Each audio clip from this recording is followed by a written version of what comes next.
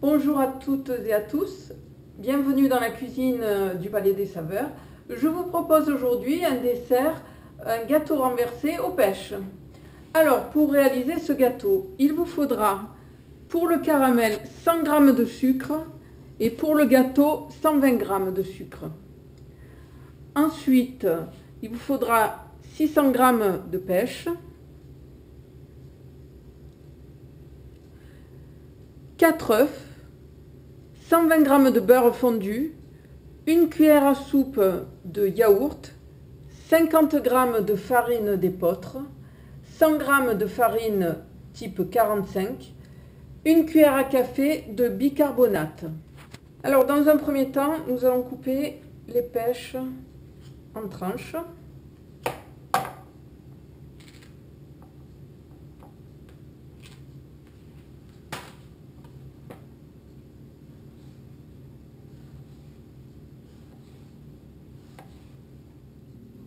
Alors avec le sucre, nous allons réaliser un caramel blond que nous verserons ensuite directement dans le moule bien beurré.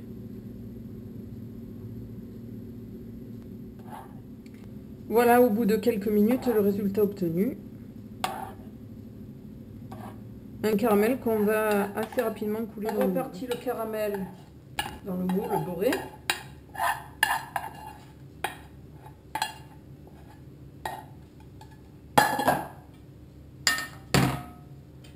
Attention, le moule est très chaud. On essaie de répartir le caramel un peu partout, mais vous voyez, ça fiche très vite. Donc, il faut faire ça rapidement.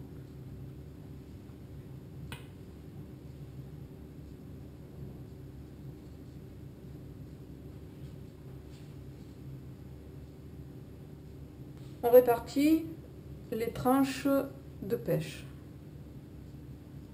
de façon harmonieuse si on peut.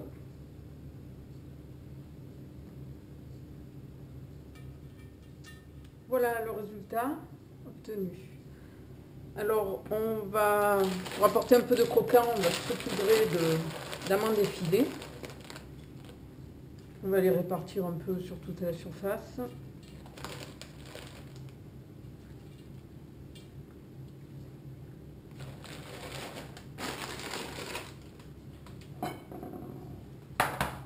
Ensuite, on va fouetter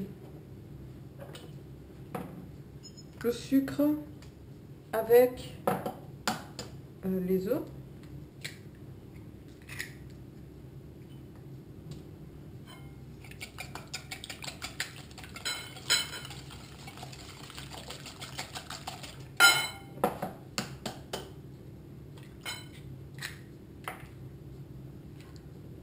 Je préfère les casser un à un dans un petit ramequin, au cas où il y aurait des coquilles, c'est plus facile à enlever qu'une fois dans le saladier.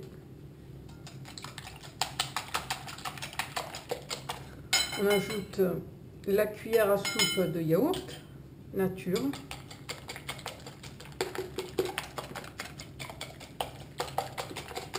La farine progressivement.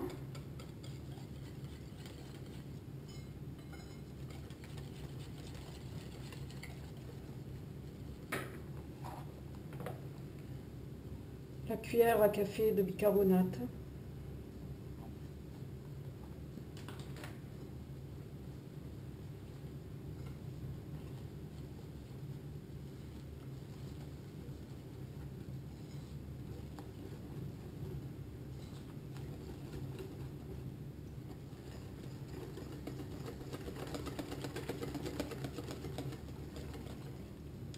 Et on termine en versant le beurre fondu, légèrement tiédi.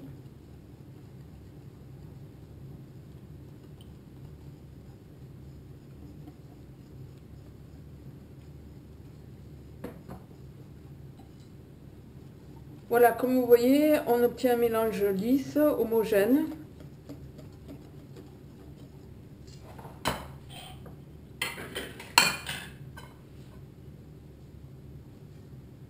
Qu'on va verser sur les poires.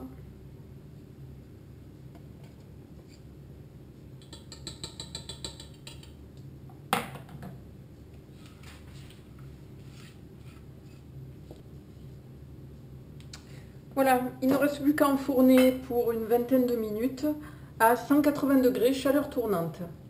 A tout de suite. Donc au bout des 20 minutes de cuisson à 180 degrés, on la prolonge en augmentant un peu la température, en passant à 200 degrés.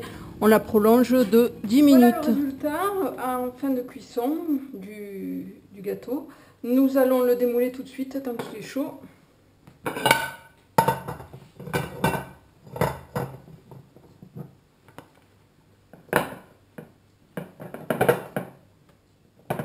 Voilà le résultat après le démoulage.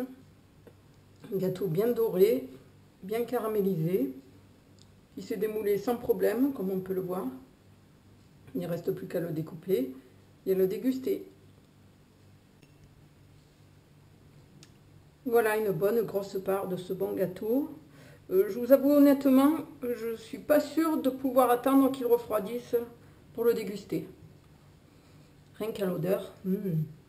Allez, je vous souhaite une bonne journée et je vous dis à très bientôt sur la chaîne du Palais des Saveurs.